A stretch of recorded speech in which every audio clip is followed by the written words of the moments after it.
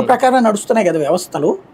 ఓ వ్యక్తి ఓ చోటుకి వెళ్తానన్నాడు, అతనికి భద్రత కల్పించాల్సిన బాధ్యత ఎవరిది? వ్యక్తిగా మనస్వేచ్ఛకే భద్రత కల్పించాల్సిన బాధ్యత పోలీసులు.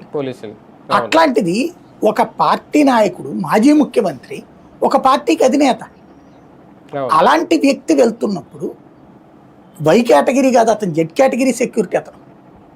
అలాంటి వ్యక్తి వెళ్తున్నప్పుడు వెళ్ళడానికి వీల్లేదు, వెళ్ళడానికి వీల్లేదనడానికి వీల్లేదే. అక్కడ రాజ్యాంగం ప్రకారం వెళ్ళడానికి వీల్లేదనడానికి వీల్లేదు.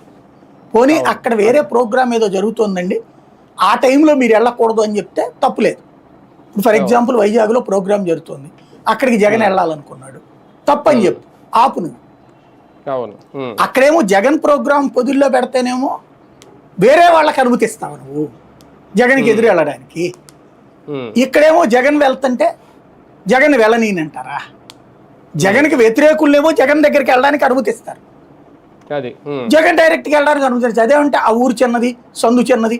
ఇప్పుడు క్రిందటిసారి ఎలక్షన్స్కు ముందు జగన్ ఉన్నప్పుడే చిన్న చిన్న సందులో పెట్టుకోలేదు మీటింగ్లు. ఇంకోటి చిన్న సందు కాబట్టి వెళ్ళడం మానేయాలనా? ఇప్పుడు చంద్రబాబు గారు ఎవరో పేదల ఇళ్ళకి వెళ్తున్నారు, అదేమన్నా పేద బస్తీ కాదు కదా, వాడ కాదు కదా. అదే బస్తీ అంటేనే పేదలది, దాన్ని ఏమంటారు, రిచ్ వాడ కాదు కదా, పేదల ఇళ్ళకే వెళ్తుంది ఆయన.